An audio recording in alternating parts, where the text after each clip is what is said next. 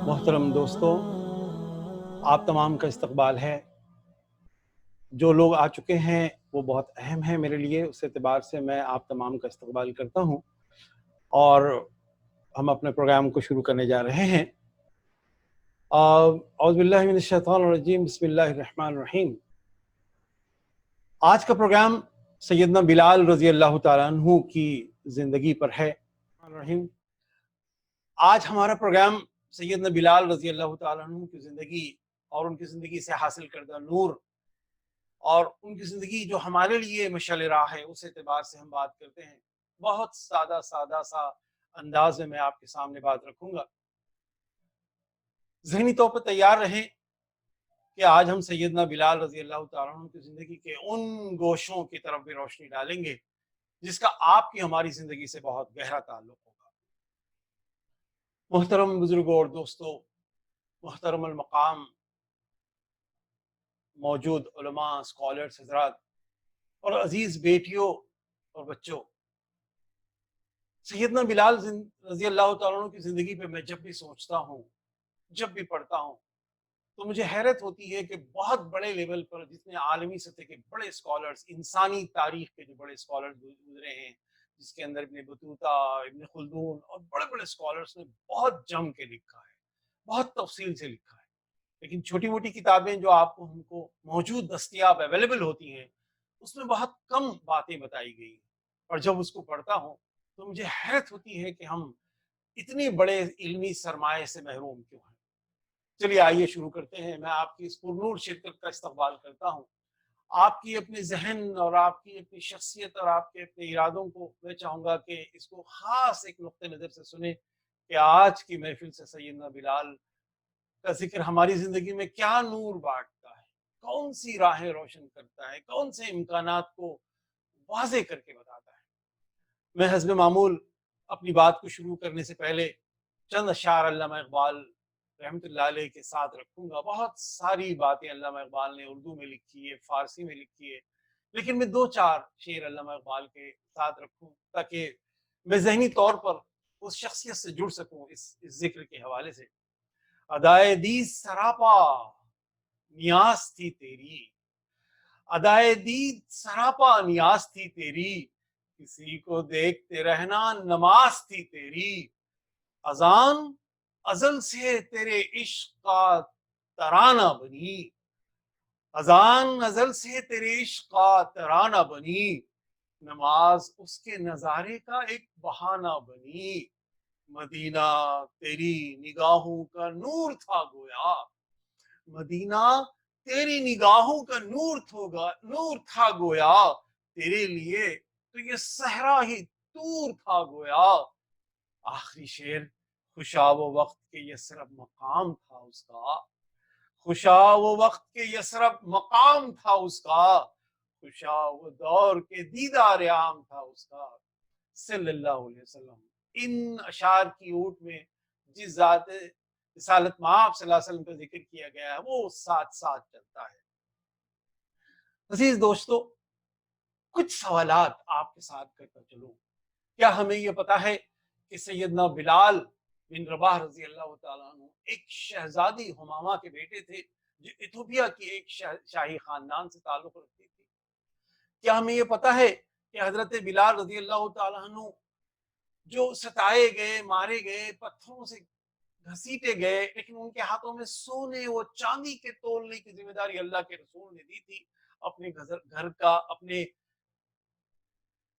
امور خانہ داری کی جو مہمات ہوتی تھی جس میں وفود آتے تھے، ڈیلیگیشنز آتے تھے، مہمان آتے تھے، ان کی ذمہ داری ان پر تھی، تو آپ ٹریجرر کے طور پہ کام کرتے تھے۔ کیا ہمیں یہ پتا ہے کہ نبی رحمت صلی اللہ علیہ وسلم کے اسپوکسمن، ایز آفیشیل اناؤنسر کے طور پر آپ نے کام کیا تھا؟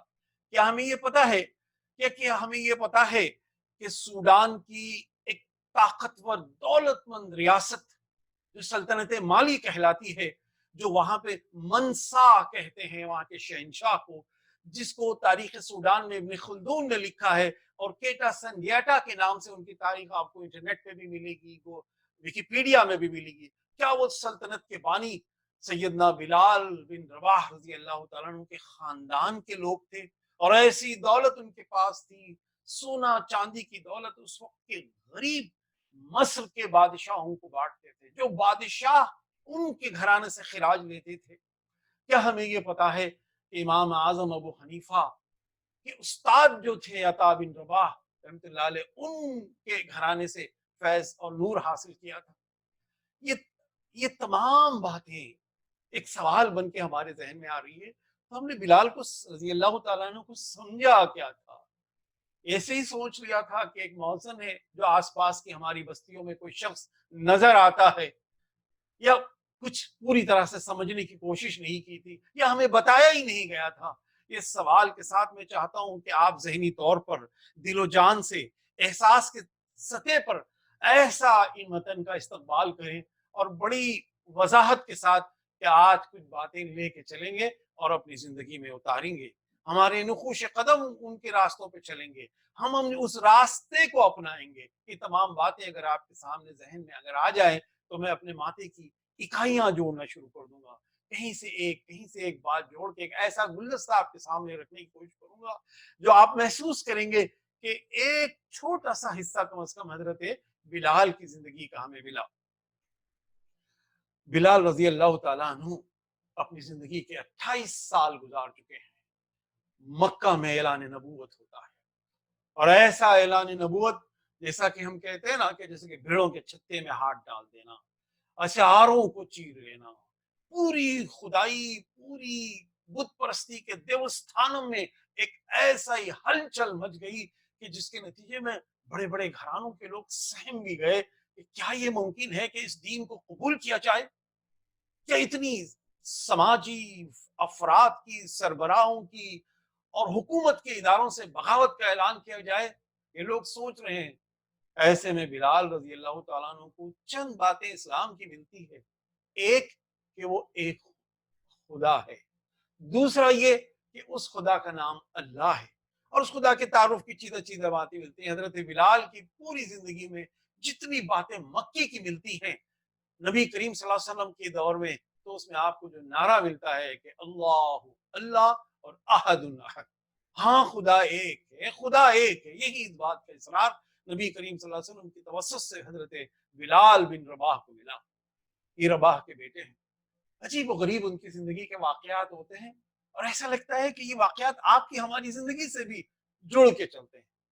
جب ہمامہ جو شہزادی تھی، اور اس کے بعد ہوتے ہوتے اس کی تفصیل ہے، میں اس کی تفصیل میں نہیں جاؤں گا، کہ جب امیہ بن خلف کے گھرانے کی کنیز بنی، خریدا گیا انہیں، ان کو اور ان کے شوہر کو، تو اب ان کو ایک رنگ کی فیکٹری جیسے تھی، اس میں مزدوروں کے طور پہ رکھا گیا۔ تو اب یہ شہزادی اپنے زمانے کے دن یاد کرتی اور خوشحالیوں کو یاد کر کے یہ سوچتی کہ دیکھو اب جو ہمارا بچہ ہونے والا ہے، اپنے شوہر سے کہتی، رباح سے، کون کہتی؟ حضرت امامہ کہتی، کیا کہتی؟ کہ دیکھو ہمارا جو بچہ ہونے والا ہے، ہم جیسے بدترین زندگی جی رہے ہیں امیہ بن خلف کی غلامی کی، جو رئیس الکفار تھا، بڑا صفاک اور بڑا شرپسند آدمی تھا، یہ ہلاک کر دے گا ہمیں اور ہماری نسلوں کو۔ ہم یوں کرتے ہیں کہ اپنا بچہ ہلاک کر دیں گے، یعنی دنیا میں آنے سے پہلے اس کو ہلاک کر دیں گے۔ حضرت بلال نے کہا، میں نے ایک مرتبہ اپنی عمر کو آنے کے بعد اپنے ماں باپ کی سرگوشیاں سنی تھی کہ کاش کہ ہم اپنے بچے کو ہلاک کر دیتے اور یہ زندگی کا یہ صفاک دور دیکھنے نہ پڑتا۔ سید گیلانی ایک رائٹر ہیں جو پاکستان کے، انہوں نے اس کتاب کو بڑے انٹرویو اور بڑے اچھے انداز میں لکھا ہے، میں ان کا نام اور آپ کو ریکمینڈ بھی کروں گا کہ ان کی کتاب ضرور پڑھیے۔ ایک جدید انشائیہ کے طرز میں ان کی تفصیلی کتاب لکھی۔ میں چاہتا ہوں کہ ہم کتابوں سے بھی جڑ جائیں عزیز دوستوں۔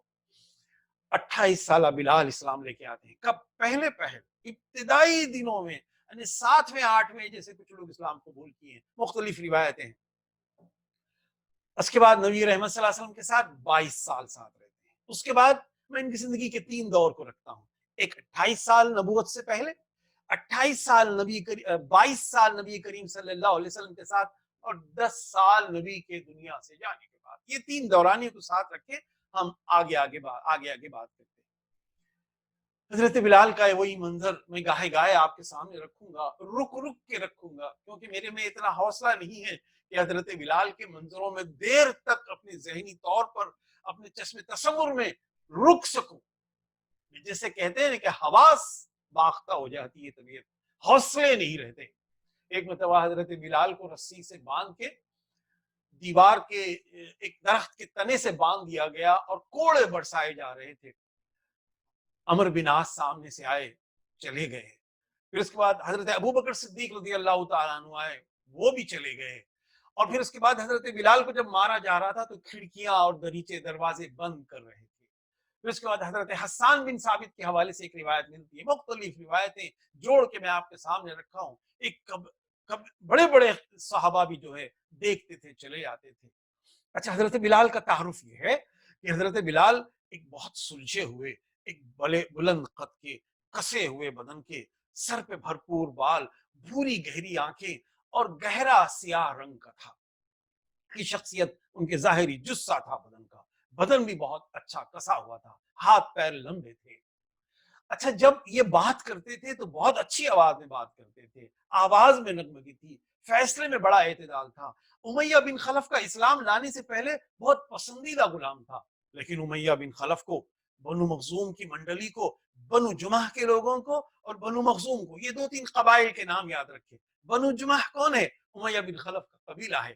یہ تمام قبیلے کے لوگوں نے محسوس کیا کہ یہ کیا ہو گیا کہ غلام تیزی سے اسلام قبول کر رہے ہیں، مظلوم اکٹھے ہو رہے ہیں، اور ایسے اکٹھے ہو رہے ہیں کہ اب جیسے کہ بغاوت کی ایک لہر چل رہی ہے، اب ان کو لنچنگ کیا جائے۔ سربراوردہ جو سرکش لوگ تھے انہوں نے لنچنگ کا منصوبہ بنایا، اور لنچنگ کبھی فرد بھی کرتا ہے، کبھی با اختیار آدمی بھی کرتا ہے، کبھی منسٹر رینک کے آدمی کے شہ پہ لوگ کرتے ہیں، کبھی حکومت خاموش رہ کے بھی لنچنگ کرواتی ہے۔ یہ حق پرستوں کے راستے کی ایک پرانی داستان ہے، یہ کوئی نیا مسئلہ نہیں ہے۔ لیکن ایسے میں سیدنا بلال نے کیا کیا رضی اللہ تعالیٰ نے، اس کو ہم سمجھنے کی کوشش کریں گے۔ کبھی کہتے ہیں عزیز دوستو کہ جبل ابو قبیس سے جبل احمر تک کہ پہاڑیوں کے دامن میں یہی بنو جمعہ کے نوجوان ایک پیر میں رسی باندھ کے، تاکہ اس کا توازن بھی بگڑ جائے، ایسے کھینچتے ناہموار راستوں پر، بے ہنگم زمین پر، پتھریلی زمین پر کہ بدن جگہ جگہ سے چکھتا، اور ابو امیہ بن خلف جو سردار تھا وہ کہتا کہ تالیاں بجاتے رہنا، تالیاں پیٹتے رہنا اور قہقہے لگاتے رہنا اور آوازیں بلند کرتے رہنا، کہیں اس کی آہ و کراہ زندہ ضمیروں میں ہلچل نہ مچا دے، سننے والے لوگوں کے کانوں میں جو ہے قیامت نہ ڈھال دے، اور ان پہاڑیوں کے درمیان میں کھینچتے رہنا۔ یہ بڑا سخت جان شخصیت کے مالک تھے، پھر انہیں چھوڑ دیا جاتا اور اس طرح سے ان کو مختلف انداز میں ستایا جاتا۔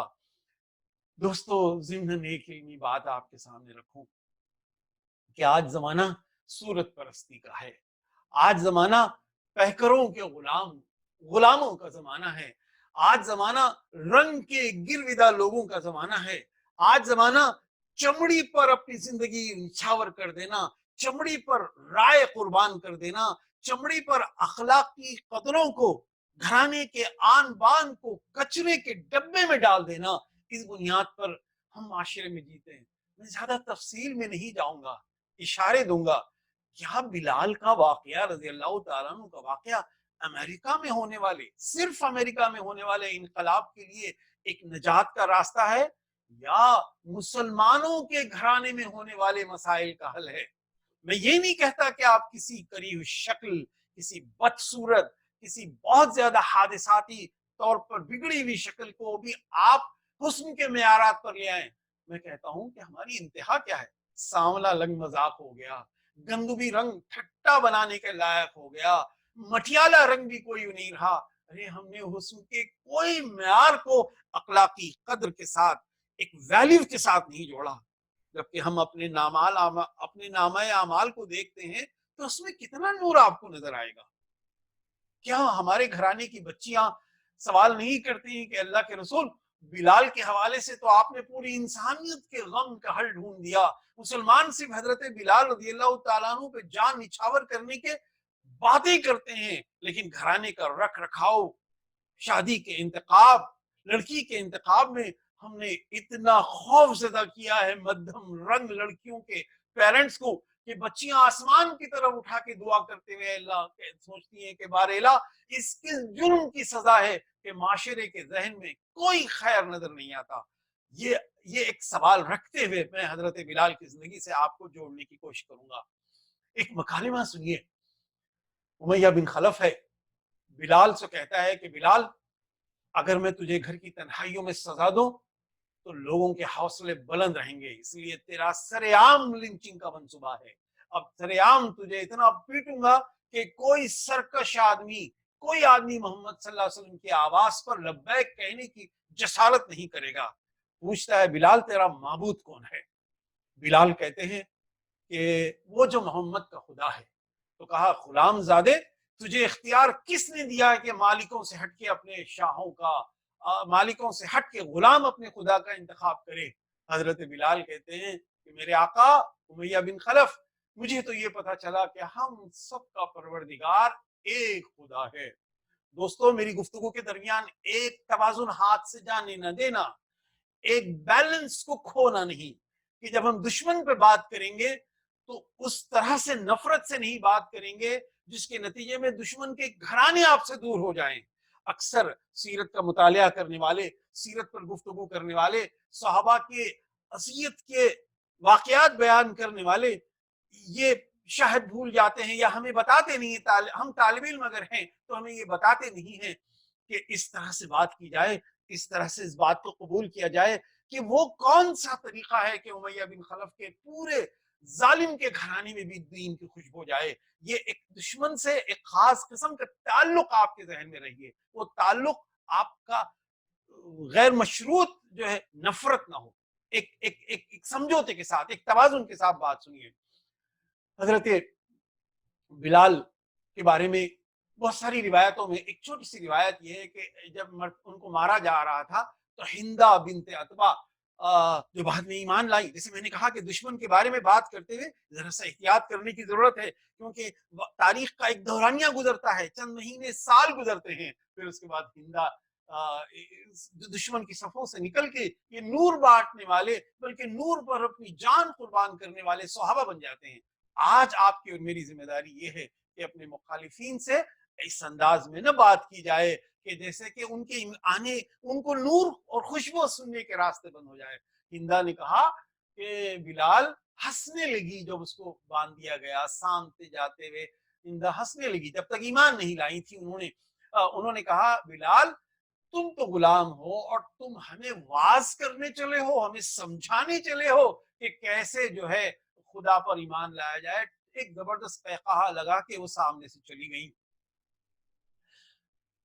پتہ چلا کہ حضرت بلال رضی اللہ تعالیٰ عنہ کی جو زندگی کا جو پہل واقعہ ہے، اس کے ذریعے سے اللہ کے رسول صلی اللہ علیہ وسلم یہ چاہتے ہیں کہ تمام غلاموں کو آزادی ایسے دی جائے کہ ان کو سماج کا ایک برابر کا رتبہ دیا جائے، ان کو یہ بتایا جائے کہ پروردگار عالم نے انسانوں کو قبائل، ان کے رنگ، ان کی نسل اس لیے الگ الگ پیدا کیا ہے کہ بس ان کا تعارف ہو جائے کہ یہ حبشہ سے ہے، یہ نبت سے ہے، یہ فارس سے ہے، یہ ہند سے ہے، مختلف علاقوں کی وجہ سے ان کا تعارف ہو جائے، تعارف اتنا گہرا نہ ہو کہ انسان اس کے دب کے تلے دب جائے، یہ بات یاد رہے۔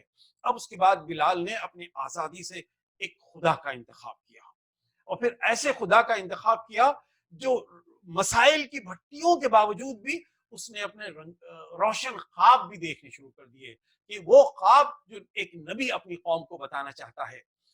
عزیز دوستو، میں نے گزشتہ بھی کسی نشست میں کہا تھا کہ انسان کو کوئی کام کرنے سے پہلے سید عبد القادر جیلانی رحمۃ اللہ علیہ کا ایک جملہ ہے کہ سوچ لے کہ وہ غلام ہے یا آزاد ہے۔ بڑا کلیدی جملہ ہے، یعنی غلام ہے یا آزاد ہے۔ لمحے بھر کے لیے سوچئے کہ ہم بلال کے رنگ کی وجہ سے جو مسائل ہیں ریسزم کے، اس مسائل کی وجہ سے ہم کیا آزاد ہیں یا ہم بھی عصبیت میں ہیں؟ چلیے میں ایک تاریخ کو جس لگا کے ایک واقعہ آپ کے سامنے رکھوں، کیونکہ وہ کلیدی واقعہ آئے تو حضرت بلال کی زندگی سے جڑنے والی تعلیمات سے آپ کو پتہ چل جائے گا۔ حضرت بلال رضی اللہ تعالیٰ عنہ کے ساتھ ایک مرتبہ حضرت ابو ہریرہ ابو ذر غفاری جو مدینے کے بنو غفار کے تھے، ابو ذر غفاری بیٹھے تھے، کسی بات پہ کوئی ناگواری ہوئی، ابو ذر غفاری کا بھی رنگ کم تھا، وہ حبش کے نہیں تھے لیکن ان کا بھی رنگ کم تھا، تو انہوں نے جملہ کہہ دیا کہ اے کالی ماں کے بیٹے، ایک جملہ کہہ دیا، اور ایک زبان سے ایک جملہ جذبات سے بے خیالی میں چل پڑا ان کی زبان سے، حضرت بلال کے دل کو یاں لگی اور انہوں نے کہا کہ ابو ذر یہ جملہ تو میں نبی رحمت سے جا کے کہوں گا کہ تم نے مجھے دل کو دکھایا ہے۔ اب حضرت ابو ذر کو اندازہ ہو گیا کہ زبان سے نکل گیا جملہ اور کوئی امکان نہیں ہے کہ جملے کو واپس لیا جائے۔ انہوں نے کہا کہ میں توبہ کرتا ہوں، معافی چاہتا ہوں۔ انہوں نے کہا کہ نہیں، یہ بات تو جائے گی حضور رسالت میں آپ صلی اللہ علیہ وسلم کی محفل تک، میں ان سے اپنی دل کی بات کہوں گا، ٹھیس لگی ہے مجھے۔ حضرت ابو ذر غفاری کے غم کا یہ عالم ہے کہ ہاتھ جوڑتے ہیں اور زمین پر بچ جاتے ہیں اور کہتے ہیں کہ بلال آؤ اپنا پاؤں اٹھا کر میرے چہرے پہ رکھ دو، میری گردن پہ رکھ دو، ٹھوکر مار دو، میری زبان سے یہ جملہ نکلا ہے۔ بلال کو جانے کیا غم ستایا، اور بلکہ ہمیں یہ سمجھ میں آتا ہے کہ اس گفتگو کے درمیان قیامت تک آنے والی انسانیت کے لیے نبی کی زبان سے ایک جملہ نکلنا تھا، اور وہ ایسا جملہ تھا عزیزان گرامی کہ آپ کو محسوس ہوگا کہ بہت ساری گتھیوں کے حل نکل آئے۔ بلال گئے، نبی رحمت صلی اللہ علیہ وسلم کو سنایا اور کہا کہ ابو ذر نے میرے ساتھ یوں کیا۔ اللہ کے رسول صلی اللہ علیہ وسلم نے ابو ذر کو بلا کے جو جملہ کہا وہ بڑا کلیدی جملہ ہے، کیونکہ ابھی ابو ذر نے کو مکہ کی زندگی کی ویسی تربیت کا معاملہ نہیں ملا تھا، وہ مدینے کے تھے، تربیت کے مرحلوں سے گزر رہے تھے۔ انہوں نے کہا ابو ذر تم میں ابھی جاہلیت کر کا تم ابھی جاہلیت سے نکل نہیں آئے۔ نبی رحمت صلی اللہ علیہ وسلم کی گفتگو کا مفہوم یہ ہے کہ ابو ذر تم نے جو بات کی ہے اس میں جاہلیت کا رنگ ہے۔ اب ذرا سا لمحے بھر کے لیے سوچتے ہیں، اس پتہ چلا کہ زندگی میں جینے کے لیے دو ہی لفظ کافی ہے، ایک اسلام کا رنگ، ایک جاہلیت کا رنگ۔ ہم اس میں عصبیت آ گئی، رنگ آ گیا، علاقہ آ گیا، پھر علاقہ در علاقہ، علاقہ لہجہ، ہر چیز آ گئی۔ یعنی پتہ چلا کہ اسلام کا رنگ انبیاء، صلحاء، صدیقین، اولیاء کہ ان کی اپنی سلطنت کا ہے، ان کی اپنی بات ہے۔ دوسرا جو کیمپ ہے اس میں ابو جہل ہے، عتبہ، شیبہ، ولید، زوما، ابو البختر، فرعون، حامان، یہ تمام ہیں۔ یعنی دو ہی لفظ کافی ہے جینے کے رنگ ڈھنگ۔ بتایا چلا کہ آج ہمارے گھر میں ہم جو کالے رنگ پر یا کم رنگ پر جو رشتے رد کر دیتے ہیں، ٹھوکر مار دیتے ہیں، کیا یہ عصبیت نہیں؟ یہ جملہ میں آپ کے سامنے رکھ کے اپنی بات کو آگے رکھنا چاہوں گا عزیز دوستو۔ آخر میں وہ وقت آیا، چلیے میں وہ پہلا ہی مرحلہ آپ کے سامنے تمام کر کے واقعات کو جوڑنے کی کوشش کروں گا۔ آخر میں وہ مسئلہ آیا کہ حضرت بلال کو دھوپ میں ڈال دیا گیا، تو صبح سے شام تک چلچلاتی دھوپ میں ڈالا جاتا، پھر اس کے بعد جب کسی دن اور موقع ملتا تو چلچلاتی دھوپ میں لوہے کی زرہ پنا کے ڈال دیا جاتا، پھر کبھی اگر دل نہیں بھرتا تو پتھروں سے مارنے کی کوشش کی جاتی۔ پھر اس کے بعد حضرت عمار بن یاسر کے بارے میں یہ ہے کہ عمار ایمان لائے تھے تو یہ کہا جاتا کہ بلال تو عمار کو مار۔ حضرت عمار نے کہا کہ بلال مار مجھے اور اپنی جان بچا۔ انہوں نے کہا کہ یہ میں نہیں کر سکتا۔ تو اسی طرح سے ذہنی عذاب، جسمانی عذاب، روحانی۔ آخر میں ایک وقت آیا کہ جو ایک مرتبہ حضرت ابوبکر بھی جو سر چھپا کے جاتے تھے، کیونکہ پہلے انہوں نے 7 لوگوں کو اپنی دولت اکٹھی کر کے آزادی دلوائی تھی، پھر اس کے بعد انہوں نے طے کر لیا کہ اب جو قیمت ہو، اب چاہے کتنا خرچہ آئے، اس کو آزادی دلائی جائے۔ اچھا، جس منظر نامے پہ حضرت بلال پہنچتے ہیں وہاں بنو جمح کے لوگ بھی بیٹھے ہوئے ہیں، بنو مخزوم ابو جہل کے خاندان کے لوگ بھی بیٹھے ہیں، حضرت ابوبکر صدیق اس محفل میں جاتے ہیں اور زید بن حارثہ بھی ساتھ ہے۔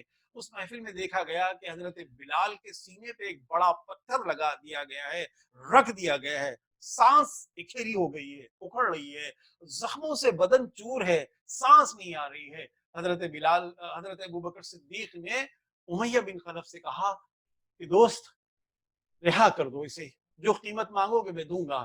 تو انہوں نے کہا کوئی قیمت بتائیے۔ مختلف لوگوں نے مختلف، کبھی چاندی کے تول سے، کبھی دینار و درہم کے تول سے بنائیے۔ ایک تصور کے حوالے سے، کتاب کے حوالے سے میں آگے بڑھوں کیونکہ مسئلہ کچھ اور ہے، قیمت نہیں ہے۔ انہوں نے کہا کہ ٹھیک ہے چلو 100 دینار میں تمہیں رہا کرتا ہوں۔ تو اب اس کے بعد جب 100 دینار کی بات ہو گئی اور بلال کو جا کے امیہ بن خلف نے ٹھوکر مار کے کہا کہ بے تو زندہ ہے کہ ہلاک ہو گیا، آواز نہیں آئی۔ پھر ذرا سے جھنجھوڑا تو سانس کی اور آواز آئی، تو امیہ بن خلف نے پلٹ کے ابوبکر سے کہا کہ نہیں یہ زندہ ہے، اس لیے اس کی قیمت اب 200 دینار ہوگی، 100 نہیں ہوگی۔ یہ بات ہو رہی تھی، ابو جہل وہاں بیٹھا ہوا تھا۔ اس نے کہا ابوبکر تمہیں اندازہ نہیں ہے ہمارے قبائل کے رسم و رواج کا، ہم اس شخص کو کبھی آزاد نہیں کرتے جس نے اپنے مالک سے بغاوت کی ہے اور سزا پوری نہیں ہوئی ہے. اس کی سزا اس کی آخری سانسوں تک ہوگی, غلام نہیں ہوگی. اور امیہ بن خلف نے کہا کہ میں اس لاش کو لے کے کیا کروں, لے جاؤ. ابو بکر صدیق نے کہا کہ دوست اس بار تم نے قیمت لگانے میں بڑی ٹھوکر کھائی ہے, تم نہیں چاہتے کہ اس کی قیمت کیا ہے. اس کے بعد حضرت زید بن حارثہ قریب جاتے ہیں, پیسے دیے جاتے ہیں. زید بن حارثہ قریب جا کے کہتے ہیں کان میں بلال تم آزاد ہو گئے. حضرت بلال نے یہ لفظ سنا تو بڑی کوشش سے آنکھیں کھولی, بڑی مشکل سے سہارا دیا. آزاد, انڈیپینڈنٹ, حریت کا نام. دوستو ہم نے اپنی کتنی آزادیوں کو دین پہ لگایا ہے, کتنی کوششیں کی ہیں. یہ سوال میں اپنی روح سے, اپنے وجود سے بھی کرتا ہوں, آپ بھی ضرور کرتے رہنا. اس سوال کو اپنے لوگوں میں ضرور دور تک پہنچاتے رہنا کہ آزادی میں ہم نے کیا کچھ دین کے لیے کیا. یہ ایک اہم سوال ہے. حضرت بلال کو لایا گیا, جان نہیں تھی, کئی دن رکھا گیا, 7-8 دن تک ان کی تیمارداری کی گئی. نبی رحمت صلی اللہ علیہ وسلم کو پتہ چلا تو حضور رسالت مآب صلی اللہ علیہ وسلم ڈیلی گھر آتے, کس کے, ابو بکر صدیق کے مہمان خانے میں, وہاں بیٹھتے, دعائیں کرتے, ان کی مرہم پٹی کرتے اور اللہ سے مانگتے کہ اللہ اس کی جان میں جان ڈال دے, اس کے بدن میں قوت ڈال دے, یہ بڑا قیمتی ہیرا ہے اللہ تو نے مجھے دیا ہے. پھر ابو بکر سے کہتے ہیں ابو بکر اس کے اجر میں مجھے بھی شامل کر لیتے, میں بھی اپنے حصے سے کچھ دے دیتا. لیکن حضرت ابو بکر صدیق نے ان کی تیمارداری کی. پھر اس کے بعد جب ہوش آیا تو ابو بکر صدیق نے کہا کہ بلال اٹھو. تو بلال نے کہا میرے آقا ابو بکر. کہتے ہیں کہ حضرت ابو بکر نے بلال کے کان پکڑ کے سر سے سر لگا کے پیار سے کہا آج کے بعد تم مجھے آقا نہیں کہو گے بلکہ تم میرے آقا ہو. تمہیں پتہ نہیں ہے کہ تم نے ایمان کا کیا قیمت کیسے دی اور کس طرح سے ایمان کو حاصل کیا. اور حضرت بلال سے کہتے ہیں کہ بلال اب میں جا رہا ہوں, شام تک آؤں گا, تم سیاہی, دوات, قلم, سب کاغذ جمع رکھنا.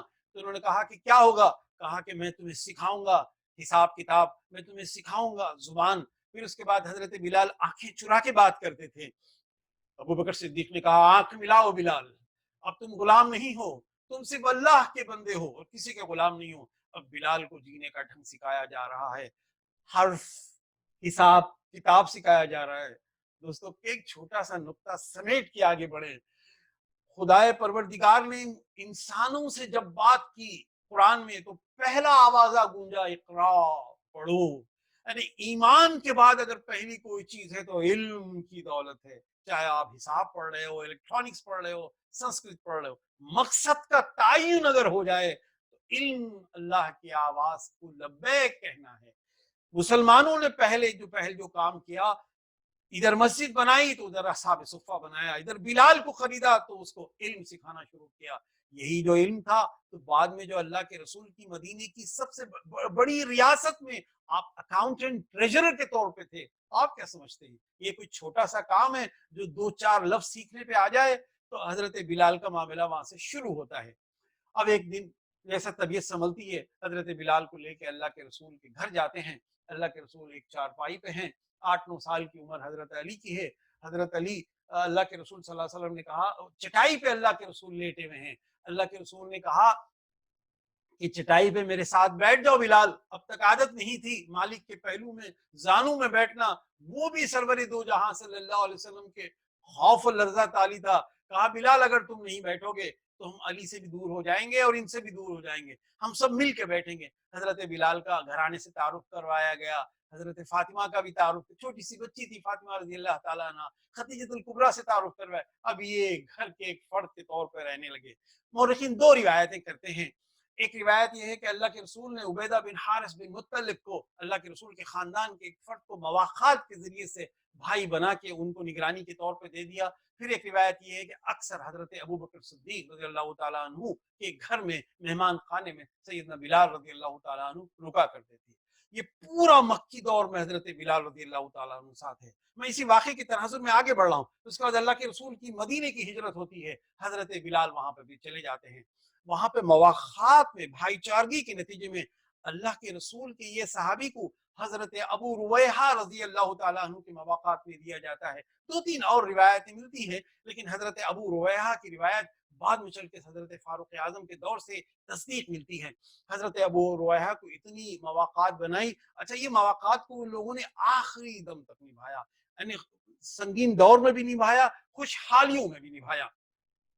عزیزان گرامی قدر, حضرت بلال کے بارے میں جو روایت ملتی ہے کہ ان کی ایک بہن غفیرہ نام کی بھی تھی, ان کے اولاد کے بارے میں بھی ملتا ہے. اور حضرت بلال رضی اللہ تعالیٰ عنہ کے والد کے بارے میں جیسے میں نے کہا کہ امیہ بن خلف کے گھرانے میں جو چمڑے کا جو کاروبار تھا اس کو رنگ کرنے کی مزدوروں میں ان کو رکھ دیا جاتا تھا. بلال کے بارے میں حضرت بلال رضی اللہ تعالیٰ عنہ کے بارے میں کیا کیا کہوں. جب مارا جاتا تھا انہیں تو کھڑکیاں دروازے بند ہو جاتی تھی. آج بھی ایسے ہوتا ہے, آج بھی. اس لیے میں اکثر کہتا ہوں کہ جب کبھی کوئی, ایک بات سن لیجیے عزیز دوستو, ہم بلال کے رضی اللہ عنہ کے واقعے سے زندگی سے ایک سبق لے کے چلیں گے. جب بھی کوئی لنچنگ کی کوئی آڈیو ویڈیو ہمیں آتی ہے تو ہم اپنے خوف سے ہارے ہوئے, ہم اپنی روح سے ڈرے ہوئے, ہم پہلے کام کرتے ہیں کہ ساری آپس کے انسانوں کی بستیوں میں خوف بانٹنے لگتے ہیں, بھے کے بیپاری بن جاتے ہیں, فیئر کے مرچنڈائزر بن جاتے ہیں. اور یہ کرنے کے بجائے اسلام کیا کہتا ہے, ذمہ داروں کو پہنچاؤ, حکمرانوں کو پہنچاؤ, صحافت و اداروں کو. میں جانتا ہوں کہ اس کے راہ میں بڑی مشکلیں ہیں لیکن طریقہ کار آپ جست نہیں لگا سکتے, آپ ظلم کا جواب اس طرح سے ظلم نہیں دے سکتے. کیوں کہ آپ کو یہ سمجھنا چاہیے کہ اللہ کے رسول نے کہا کہ اولی الامر تک پہنچاؤ. اچھا آپ اگر اپنی کسی چھوٹی سی گروپ کے ہیں کہ آپ اپنے امیر کو بات پہنچا رہے ہیں تو بات سمجھ میں آتی ہے, تو صحافت ہے اور اخبارات ہے, عدلیہ ہے, مقننہ ہے, ان تک پہنچانا پے در پہ. اور اس راستے کی بھی اپنی مشکلیں ہیں. لیکن ہم کیا کرتے ہیں کہ لنچنگ کا ایک کوئی واقعہ آتا ہے, ہم اس کو اتنا وائرل کر دیتے ہیں, ہم یہ بھول جاتے ہیں کہ ہم دین کی تعلیمات سے ہٹ کے جی رہے ہیں. خوف زدہ ہیں, یا دل کے اندر جو خوف کی آخری چوکی ہے, دشمن کو بلا کے کہتے ہیں کہ لے یہ چوکی حوالے. یعنی آپ نہ مسابقت میں ہیں, نہ مقابلے میں ہیں, نہ کچھ کہہ رہے ہیں, یہاں بھی حوصلہ ہار رہے ہیں. تو پتہ چلا دوستو کہ حضرت بلال رضی اللہ عنہ کے واقعے سے اس زمانے میں ایک واقعہ ہمیں یہ ملتا ہے, اس کو سمجھنا چاہیے. حضرت بلال رضی اللہ تعالیٰ عنہ جب مدینہ پہنچے تو وہاں پہ اللہ کے رسول صلی اللہ علیہ وسلم کے گھر کی ذمہ داریاں ان کے پاس آ گئی. اب دیکھیے گھر کی ذمہ داریوں کو ذرا سا احتیاط سے سمجھیے. یہ گھر کے ذمہ داروں کی ذمہ داری بھی یہ ہے کہ آپ کے پاس اگر کوئی فائنینشیل اسائنمنٹ ہے تو آپ اپنے بڑوں کو ہر لمحہ ہلاکت کا خبر نہ کریں, ہر حملہ دباؤ میں ڈالیں. اسی طرح سے اللہ کے رسول نے حضرت بلال کو کہا تھا کہ بلال آنے والے مہمانوں کو, جو مملکت کے لیے مہمان آنے والے ہیں, اور ضرورتوں کا خیال کرنا, اور تم کسی سے ادھار لے لو تو یاد رکھنا پھر اس کو ادا کر دینا. یہ سلسلہ عام ہو گیا تھا. آپ کو عجیب نہیں لگ رہا ہے کہ اسلامی ریاست بن گئی ہے, اللہ کے رسول لوگوں سے ادھار لے رہے ہیں. ایک نہیں سینکڑوں مرتبہ, تقریباً 6 ہجری تک آس پاس کے زمانے تک آپ کے اللہ کے رسول صلی اللہ علیہ وسلم کے پاس وسائل نہیں تھے, اور وسائل اکٹھے ہوتے تو آپ صفا پہ دیتے, غریبوں میں دے دیتے, نئے اسلامی ریاست کی بنیادوں میں ڈال دیتے. ایک مرتبہ کیا ہوا, اللہ کے رسول صلی اللہ علیہ وسلم کے پاس بہت زیادہ لوگ آ گئے. حضرت بلال نے دیکھا اور قرض لینے کے لیے نکلے. آس پاس کے جو دکاندار تھے انہوں نے کہا کہ نہیں بھائی, قرض تمہیں نہیں دیا جائے گا, کہ پچھلا بقایا واپس کرو. حضرت بلال ایک صفاک تاجر کے پاس گئے.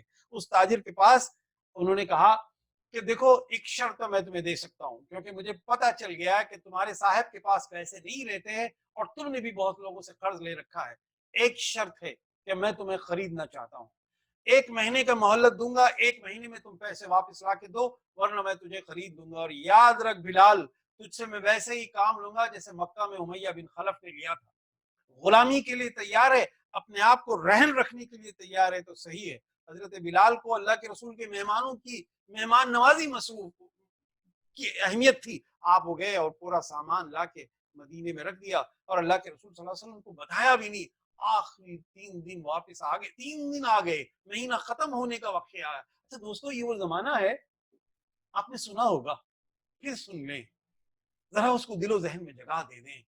اللہ کے رسول پر 1 مہینہ بھی ایسا گزرا تھا, مکمل 1 مہینہ ایسا گزرا تھا کہ جس میں 1 مہینہ جیسے روزے کی حالت تھی, بلکہ روزے سے زیادہ شدید. 1-2 کھجور کھا لیا, چند پانی کے گھونٹ پی لیا. یہ بلال پر بھی تھی, اللہ کے رسول کے گھرانے پر بھی تھی. اس زمانے میں اگر کوئی مہمان آتے تو ان کے کھانے پینے کا انتظام کیا جاتا تھا. ویسے ہی کوئی نازک گھڑیاں تھی ہوگی، جب لیا گیا آخر میں 3 دن ہو گئے، 3 دن باقی ہے مہینہ اور مدت ختم ہونے کے لیے، حضرت بلال اللہ کے رسول کے پاس جاتے ہیں، اللہ کے رسول ایک نئی اجازت مانگنے آیا ہوں۔ کہا بلال کہو، کہا اللہ کے رسول میں بھاگ جانا چاہتا ہوں۔ کہاں سے؟ کہا کہ مدینے سے۔ کہاں؟ پتہ نہیں، کسی گمنام جگہ پہ رہ جانا چاہتا ہوں۔ کہا بلال کیا مسئلہ ہے؟ کہا کہ 3 دن رہ گئے ہیں اور وہ جو مالک ہے ساہوکار جس نے مجھے پیسے دیے ہیں، اس نے مجھے غلامی پہ راضی کر لیا تھا، اور اس پہ انہوں نے کہا بلال دیکھو اللہ تعالیٰ کیا انتظام کرتے ہیں، آخری میں 2 دن گزر جاتے ہیں، ایک رات باقی ہے۔ مورخین کہتے ہیں کہ بلال رات بھر جاگتے رہے کہ صبح کی پہلی کرن ہوگی اور وہ آ کے مجھے گھسیٹتے ہوئے لے جائے گا جیسے اس نے وعدہ کیا تھا۔ رات کے اندھیرے میں فدق کا سے مال آتا ہے، اور اونٹوں پہ جو تو مال آتا ہے باغ فدق سے، جب وہ مال آتا ہے تو اللہ کے رسول صلی اللہ علیہ وسلم حضرت بلال کو مسکرا کے دیکھتے کہتے ہیں کہ نبی کا اطمینان تو جو ہے وہ الگ ہوتا ہے نا، جس سے اللہ کی طرف سے ایک خاص قسم کی طمانیت قلب ہوتی ہے، اور نبی کریم صلی اللہ علیہ وسلم کا معاملہ تو ہر اعتبار سے حل طلب اقدام ہوتا تھا۔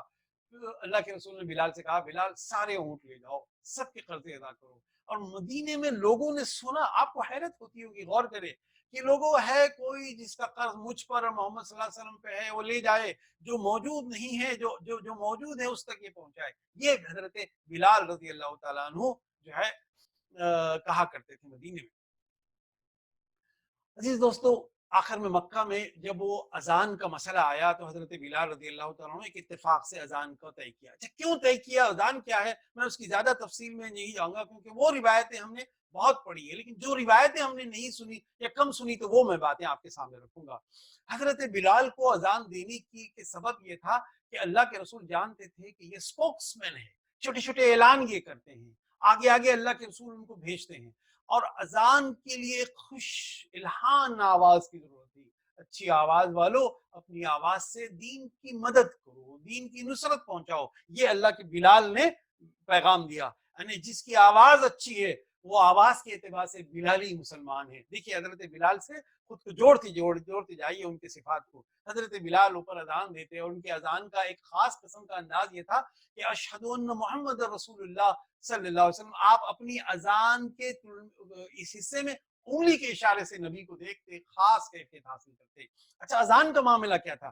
اعلان کے وقت اذان، مال غنیمت کے وقت اذان، اور قافلے کی کوچ کے وقت اذان، اور کوئی اہم خبر پہنچانے کے لیے اذان، اور نیا کسی اعلانات کرنے کے لیے، بلکہ ایک دو مسلمان قبیلے، غور سے سنیں دوستو، ایک دو مسلمان قبیلے آپس میں لڑ پڑے تھے، ان کی سرحدوں کو تقسیم کیا اللہ کے رسول نے، کہا کہ ٹھیک ہے اب تمہارا اختلاف اپنی جگہ، یہ سرحدیں طے ہوتی ہیں، وہاں پر بھی حضرت بلال نے اذان دیا۔ انہیں پتہ ہے چلا کہ اذان تو کچھ اور تھی اور ہے، لیکن ہم نے اذان کو محدود کر دیا، اس کی وجہ سے بہت ساری روایتیں یہ ہمیں نہیں ملی، یہ ایک اضافی چیز ہے، جیسا کہ قضاء عمرہ ہوا، اللہ کے رسول نے قافلے کے چلتے وقت اللہ کے رسول نے اذان دی۔ اب آئیے وہ واقعہ میں آپ کے سامنے رکھوں، جب فتح مکہ ہوا تو جب اللہ کے رسول نے حضرت بلال سے کہا کہ بلال کعبے کی چھت پہ چڑھ کے اذان دینا، تو وہ کیفیت کو سمجھنے کے لیے آپ کے مکہ کے 2-3 منظروں کو سمجھنا ضروری ہے کہ وہاں پہ جویریہ نام کی ایک لڑکی جو ابو جہل کی بیٹی تھی، اس نے کہا کہ یہ دیکھو غلام زادہ چھت پہ چڑھ کے اذان دے رہا ہے، اچھا ہوا کہ میرا باپ زندہ نہیں ہے۔ عزیز دوستو کیا پتا چلا؟ اس سے پتا چلا کہ اللہ کے رسول یہ چاہتے تھے کہ مکہ کے جباروں کو، قہاروں کو یہ پیغام پہنچ جائے کہ دیکھیے اب مساوات کا درس جو دیا جاتا تھا اس کے تنفیذ کی ایجوکیشن کی گھڑی آ گئی، اب لوگ ایکوالٹی، یونیفارمٹی، رنگ اور نسل کے فرق کو آپ سمجھ لیں گے۔ یہی ہوا جب آپ اذان دی، اس کے بعد اللہ کے رسول نے حجۃ الوداع کا خطبہ دیا، اور یہ کہا کہ آج کے بعد سے نہ عربی پر، عجمی پر، نہ گورے اور کالے پر کسی قسم کی کوئی فوقیت نہیں۔ کیا یہ خطبہ آج ہماری کیا کہتے ہیں وہ یاد کی روشن سطح پر، احساسات پر ہمارے ایجنڈے کا حصہ ہے کہ کالے اور گورے پہ فرق نہیں؟ فرق ہے تو تقوی پہ ہے، پاکیزگی پہ ہے، طہارت پہ ہے، ذہنی اور پاکیزگی، یہ ایک اس خطبے کا پیغام تھا۔ میں ایک اچھا اہم واقعہ آپ کے سامنے رکھوں، دیکھیے غور سے سنیے، اس واقعے میں آپ کو پھر ایک حکمت ملے گی کہ اسلام کی پوری کوشش مجھے یہ لگتی ہے کہ دشمن سے بات کرتے ہوئے وہ یہ پیغام جائے کہ اس کی نسلیں، چاہے وہ دشمن قتل ہو رہا ہو، چاہے قید ہو رہا ہو، ابو جہل مر رہا ہو، لیکن مسلی نسلوں کو یہ پیغام جائے کہ دیکھو خلا اور خیر فلاح اور بہتری تو ہے محمد کے پیغام میں صلی اللہ علیہ وسلم.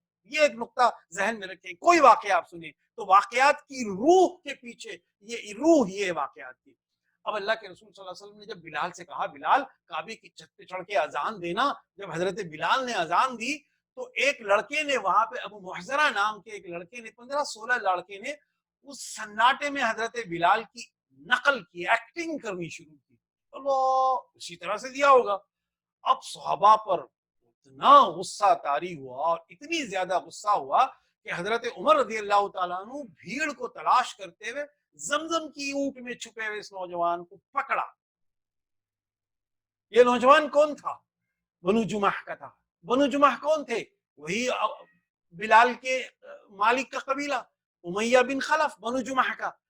یہی تو تھا کہ اس نے جو ہے اس قبیلے کے لوگوں نے مارا تھا، توڑا تھا. اس نے بھی دیکھا تھا ہوگا، کہا بلال اذان دے رہا ہے، اسی طرح سے اس نے بھی اذان دے دی. ایکٹنگ کا، ایکٹنگ کر کے مذاق اڑایا. ہم کسی مذاق پر ناراض ہو جاتے ہیں، ہم کسی اللہ کی ایک بات سن لیا صاحب ناراض ہو جاتے ہیں. ہم دشمن کو جیتنے کا فن کھو چکے ہیں. حضرت بلال کا جب اس نے مذاق اڑایا تو حضرت عمر بھی ناراض ہو گئے اور اس کا ہاتھ پکڑ کے لا کے اللہ کے رسول کے حوالے کر دیا. اللہ کے رسول کے سامنے وہ آ کے وہ نوجوان ابو محذرہ تھر تھر کانپنے لگا اور کہا کہ میں معافی چاہتا ہوں کہ آج کے بعد سے یہ آواز کبھی میری زبان سے نہیں نکلے گی. کہا ابو محذرہ جو کچھ تم نے پڑھا وہ پھر دہراؤ. کہا کہ میں توبہ کرتا ہوں، میں کبھی مذاق نہیں اڑاؤں گا. اللہ کے رسول نے کہا نوجوان ہم تمہیں دھارس دیتے ہیں، ہم تمہیں یقین دلاتے ہیں کہ کچھ نہیں ہوگا، تم نے جو کچھ بھی پڑھا وہ پھر دہراؤ. ابو محذرہ نے آواز لگائی، اتنی پیاری آواز، اتنا خوشگلو، اس کے سینے سے اور دل سے آواز نکلی اور مکہ میں گونجنے لگی مکہ کے اطراف. اللہ کے رسول نے اس کے سینے پہ ہاتھ رکھا، اس کے سر پہ ہاتھ رکھا، اس کے شانوں کو تھپتھپا کے کہا کہ ابو محذرہ آج کے بعد سے تم بلال کے ساتھ اور بلال کے علاوہ بھی تم اذان دو گے. اس کی دنیا میں خوشی کی انتہا نہیں رہی اور وہ جھرجھر آنسوؤں سے رونے لگا اور اللہ کے رسول صلی اللہ علیہ وسلم کی ہاتھ پر ایمان لے آیا. یعنی عزیز دوستوں، آپ یہ غور کریں کہ کیسے اللہ کے رسول صلی اللہ علیہ وسلم کی زندگی میں اور صحابہ اکرام کے حوالے سے جو واقعات ملتے ہیں وہ کیسے اتنا قیمتی ہیں کہ جس کے نتیجے میں اب پوری زندگی دشمنوں کی جو ہے اسلام کی صفوں میں آنے لگتی ہے. یہ بات اگر ہم کو سمجھ میں آ جائے تو بہت ساری باتیں ہم کو سمجھ میں آنے لگتی ہیں. مدینے کی زندگی ہے اور اللہ کے رسول صلی اللہ علیہ وسلم کی یہ صحابی مختلف، میں نے ایک واقعے کی توثیق کے لیے واقعے کو بتایا کرونالوجیکل آرڈر میں. جب ہم پہنچتے ہیں تو بدر کے موقع پہ آخر میں وہ جالوت و تالوت کے واقعے کی طرح سے ایک اختیار اس غلام زادے بلال کو ملتا ہے کہ اپنے سابقہ مالک سے مقابلہ کرے. بدر کی لڑائی ہے، خوناشام جنگ ہے، صحابہ اپنی جانوں کے نذرانے پیش کر رہے ہیں، مکہ والے بھی لڑ رہے ہیں، آخری لڑائی ہے. آخر میں حضرت بلال کی نگاہ رئیس الکفار کی پر پڑتی ہے. کون؟ امیہ بن خلف پر. اور حضرت بلال رضی اللہ تعالیٰ عنہ اس پہ ٹوٹ پڑتے ہیں، اس کو ٹھنڈا کرتے ہیں. اور ذرا گھڑی مشکل آتی ہے، عبد الرحمن بن عوف بچانے کی کوشش کرتے ہیں کیونکہ مالی غنیمت کو کچھ ملنے کی ایک پہل امید سی بنی تھی. حضرت بلال اپنے مدینے کے ساتھیوں کو آواز دیتے ہیں کہ انصاریوں آؤ. امیہ بن خلف اور علی بن امیہ اس کے بیٹے کو بھی ٹھنڈا کیا جاتا ہے. انہیں پتا چلا کہ حضرت بلال کی زندگی میں دو رخ بھی ہیں.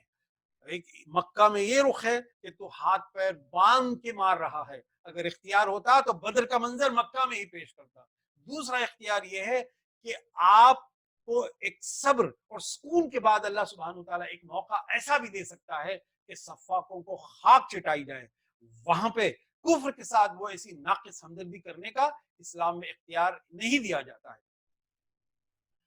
عزیز دوستو، اللہ کے رسول صلی اللہ علیہ وسلم نے حضرت بلال رضی اللہ تعالیٰ عنہ کے حوالے سے جو زندگی گزاری، وہ اس زندگی کے مختلف واقعات میں آخر میں وہ تمام واقعات ملیں گے. وہ کبھی حضرت حسن حسین کو اپنے کاندھے پہ بٹھا کے گھوم رہے ہیں حضرت بلال، اللہ کے رسول کے آگے آگے تلوار و نیزے کے ساتھ ہٹا کے کہہ رہے ہیں کہ ہٹو، لکڑی لے کے ہٹا کے کہہ رہے ہیں. بلکہ ایک مرتبہ تو اللہ کے رسول نے خطبہ دیا اور خواتین کی بڑی تعداد تھی، جنگ کا معاملہ تھا، مدینے میں ایک جنگ کے لیے، بڑی جنگ کے لیے پیسے مانگے، مدد مانگی جا رہی تھی، تو جب حضرت اللہ کے رسول صلی اللہ علیہ وسلم کی آواز نہیں پہنچی تو یہی اسپوکس مین اللہ کے رسول کا، یہی سیدنا بلال خواتین کے کیمپ میں جا کے اللہ کے رسول کی گفتگو کو اپنے رنگ میں دہراتے ہیں، اپنے اسپوکس مین کی حیثیت سے ریپیٹ کرتے ہیں، تو خواتین اپنے کان سے بالیاں اور بندے اور اپنے گلے کے ہار نکال کے بلال کے دامن میں ڈالتے ہیں۔ تو اس طرح سے پتہ چلا کہ حضرت بلال جو پتھر کھا رہے تھے اب وہ سونا سمیٹ کے لا رہے ہیں۔ یہ منظر نامہ حنین کے بعد بھی حضرت بلال نے دیکھا اور دنیا نے دیکھا۔ اللہ کے رسول جب مال غنیمت آیا اور جو فتح کا مال آیا تو حضرت بلال نے سونے اور چاندی کو اپنے ہاتھ سے دیکھا۔ بلال کے کتنے رنگ ہیں، کبھی اونٹ کی مہار پہ ہیں، اللہ کے رسول کا عصا تھامے ہوئے ہیں، کبھی متن پڑھ رہے ہیں، کبھی حسن حسین کو کاندھے پہ سوار ہے، کبھی لکڑی لے کے آگے آگے بڑھ رہے ہیں۔ اللہ کے رسول صلی اللہ علیہ وسلم نے مہینوں کے چاند کا اعلان ہو، متن کسی اسکرپٹ کا اعلان ہو، کسی فیصلے کا، ہر چیز میں حضرت بلال کو آگے رکھا، بھوک میں بھی حضرت بلال ساتھ تھے۔ اب آئیے آخر میں زمانہ گزرتا ہے، اللہ کے رسول صلی اللہ علیہ وسلم کی اپنی زندگی کا دورانیہ مکمل ہونے کی آخری گھڑی آ گئی۔ اب اللہ کے رسول صلی اللہ علیہ وسلم اپنے رفیق الاعلیٰ اللہ سبحانہ تعالیٰ کے پاس اپنے جانے کا وقت آ گیا۔ اب طبیعت خراب ہو رہی ہے، بلال اللہ کے رسول کے کمرے میں حجرے میں جاتے ہیں اور آ کے کہتے ہیں نہیں نہیں، ابھی چہرے پہ تھوڑی سی تازگی ابھی باقی ہے، ابھی دم خم ہے، سانسیں چل رہی ہیں۔ پھر اس کے بعد حضرت بلال کو پتا چلتا ہے کہ بلال اللہ کے رسول صلی اللہ علیہ وسلم کی سانسیں رک گئی ہیں۔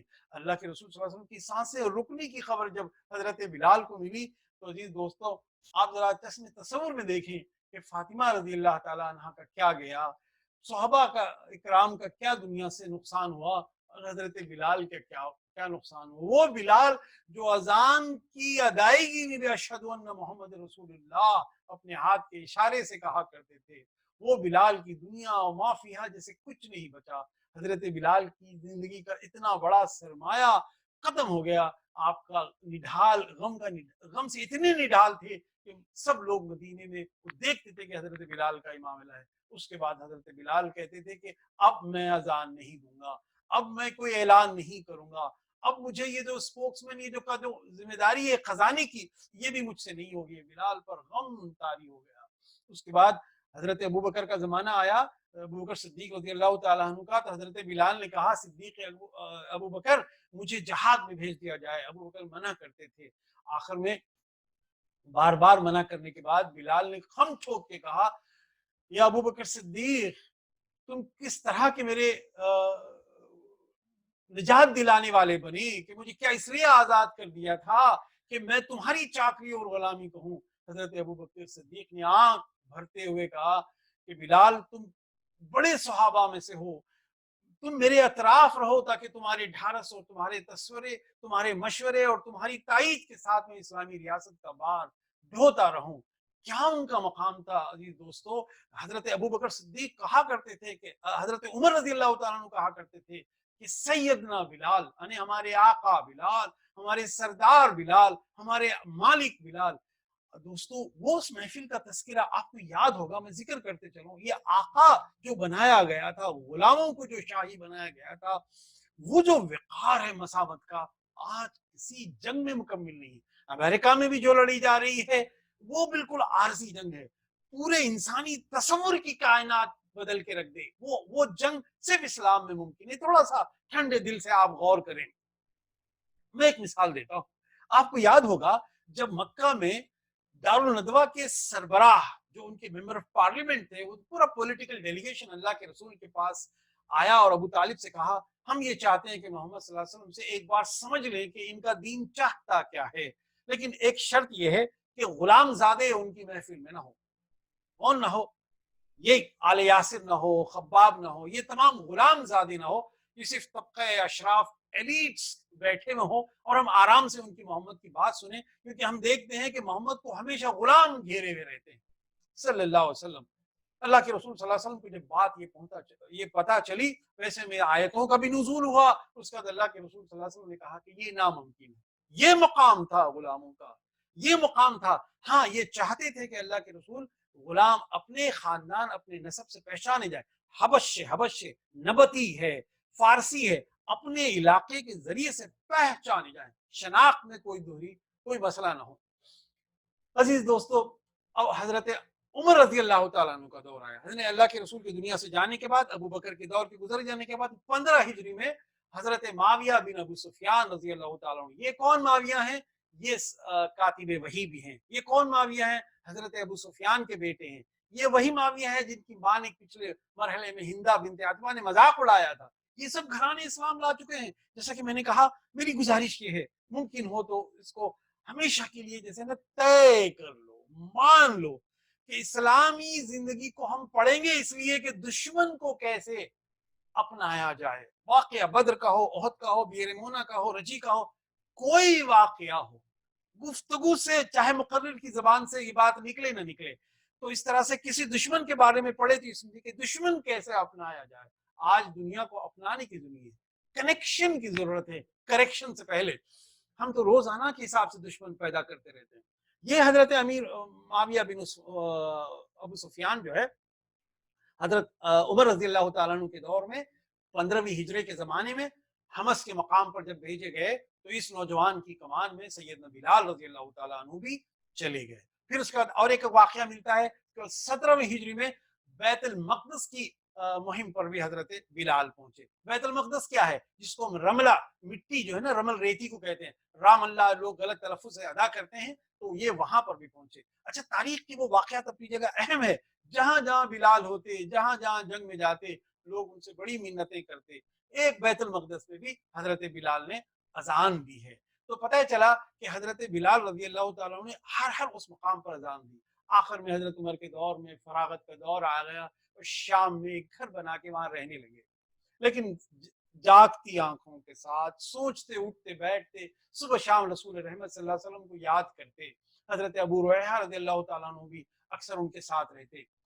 ایک نوجوان نے شام میں پوچھا کہ بلال، اتنی خوشحالیوں کے دور میں ہو، وہ جو پتھروں پہ مارا گھسیٹا جاتا تھا، اس دور سے اس دور کو دیکھتے ہوئے تم کیا محسوس کرتے ہو؟ دوستو، بڑا ایک کلیدی جملہ ہے، انسانی زندگی کے مسرت اور غم کے فیصلے کرتا ہوا یہ جملہ، کانسیپٹ آف گریف اینڈ سوروز کو سلجھاتا ہوا، اور ذہنی تناؤ، غم، پریشانی اور دین کے راستے پہ چلنے والی چند نکات کو بتاتا ہوا۔ بلال رضی اللہ تعالیٰ عنہ کی توسط سے جملے کو سمجھے۔ حضرت بلال نے کہا کہ بھائی، جو خوشحالیاں، آسودگی مجھے اس وقت ملی ہے شام کے علاقے میں، لیکن جو پتھروں پہ گھسیٹتے ہوئے احد احد احد احد کہتے ہوئے جو لذت آزار، the pleasure of pain مجھے ملتی تھی، جو مجھے سکون و قرار میری روح کو ملتا تھا، وہ ان خوشحالیوں میں یہ دینار و درہم آنے کے بعد مجھے نہیں ملتا۔ آخر میں ہوا یوں کہ وقت گزرنے لگا، اور اس کے بعد اللہ کے رسول صلی اللہ علیہ وسلم کو یاد کرتے ہی رہتے تھے۔ ایک دن اللہ کے رسول صلی اللہ علیہ وسلم کو خواب میں دیکھ لیا، اور خواب میں جب دیکھا تو خواب میں یہ مکالمہ اللہ کے رسول کا مورخین نے لکھا، کہا بلال، یہ کیسی وفا ہے تمہاری کہ تم تو ہمیں ہی بھول گئے، ہماری یاد تمہیں تڑپاتی نہیں ہے؟ حضرت بلال کو رہا نہ گیا، صبح اٹھے، اونٹ باندھا اور رخت سفر چل پڑے، اور سامان باندھا اور مدینہ آئے، اور نبی کریم صلی اللہ علیہ وسلم کی برکت سے چمٹ کی رویا، زاروں قطار رونے لگے، دھاڑے مارتے ہوئے لوگوں کو پتہ چلا کہ بلال آئے ہیں، اس کے غم سے نڈھال ہیں۔ پھر اس کے بعد ان کو تسلی ڈھارس دی گئی۔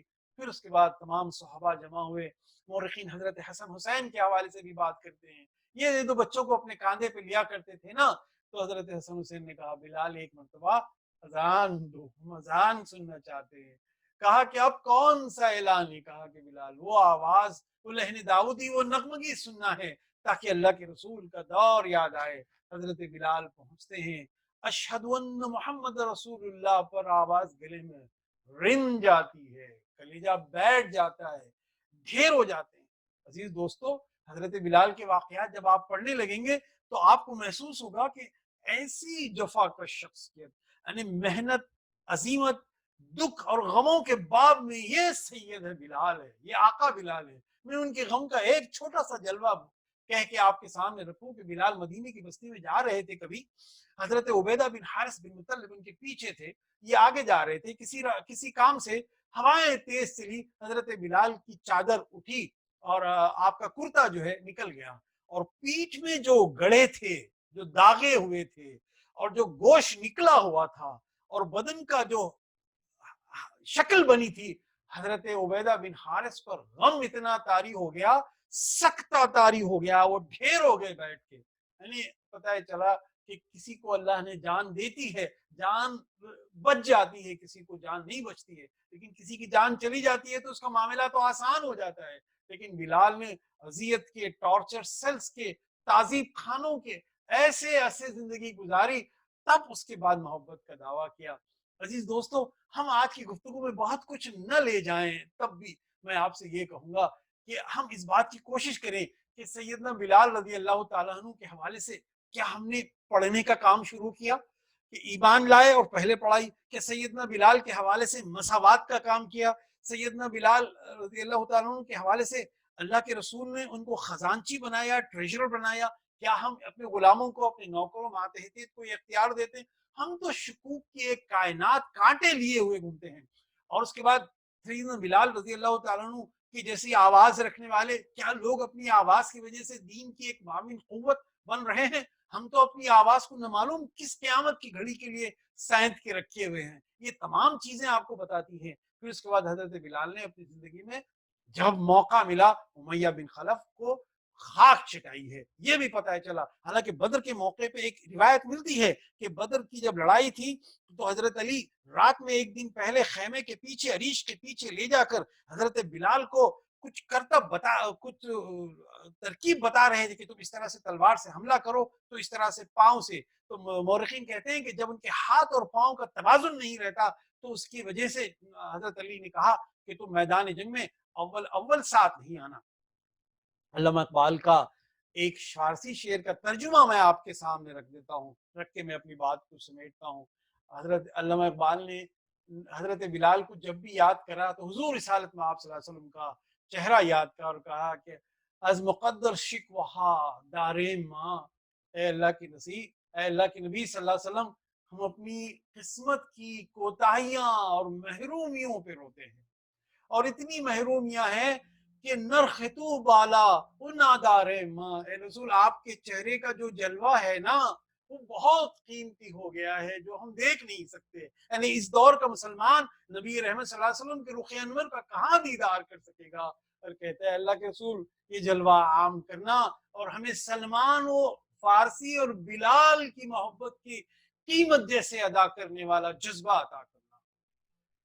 ये मरहला आएगा ना क़यामत की घड़ियों में, लेकिन वो नक़्द जान, नक़्द ईमान, नक़्द एहसास हम रखते हैं जिसको ट्रांजैक्ट करके नबी रहमत सल्लल्लाहु अलैहि वसल्लम के रुख अनवर देख सकेंगे।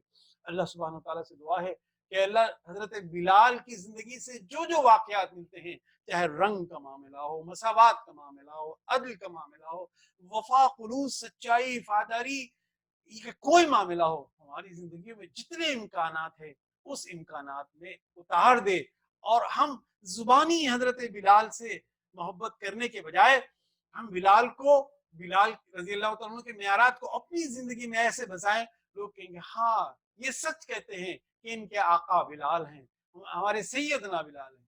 वाखिर दावाना अल्हम्दुलिल्लाह।